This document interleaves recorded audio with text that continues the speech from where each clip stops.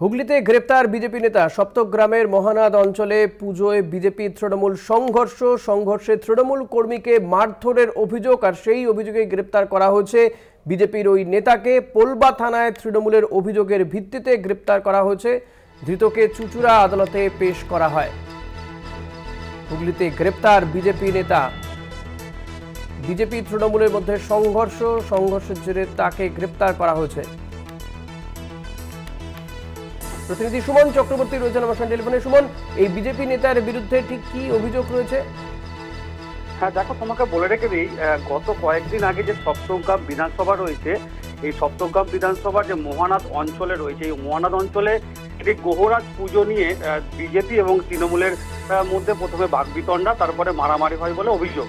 দেখো এইখানেই যে দেখা যাচ্ছে তৃণমূলের যে নেতা রয়েছে মনু নামে, তিনি পোলবা থানাতে একটি লিখিত অভিযোগ দায়ের করে যে বিজেপি নেতা রয়েছে তার বিরুদ্ধে। এরপরই পোলবা থানার পুলিশ এসে বিজেপি যে সহসভাপতি রয়েছে অঞ্চলের তাকে গ্রেপ্তার করে।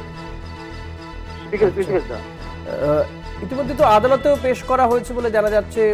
কোন সিদ্ধান্ত, কোনো নির্দেশকে দেওয়া হয়েছে আদালতের পক্ষ থেকে?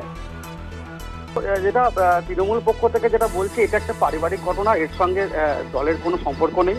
ইতিমধ্যেই পোলবার যে ব্লক সভাপতি রয়েছেন তিনি আমাদেরকে ইতিমধ্যেই জানিয়েছেন যে ব্লক সভাপতি দেবব্রত দাস রয়েছে, তিনি ইতিমধ্যে জানিয়েছেন। দেখো, আজকে যে মনু মালিকের লিখিত অভিযোগের ভিত্তিতে যে পোলবা থানার পুলিশ যুব সভাপতি মোর্চার যে সহসভাপতি অভিজিৎ মণ্ডল রয়েছেন তাকে গ্রেপ্তার করে আজকে কোর্টে নিয়ে গেছে।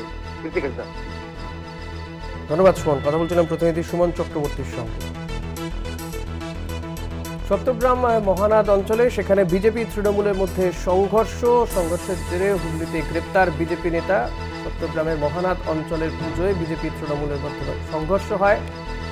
তৃণমূল কর্মীকে মারধরের অভিযোগ পোলবা থানায় তৃণমূলের পক্ষ থেকে অভিযোগ করা হয়। সেই অভিযোগের পরিপ্রেক্ষিতেই এই বিজেপি নেতাকে গ্রেপ্তার করা হয়। ইতিমধ্যে তাকে আদালতেও পেশ করা হয়েছে।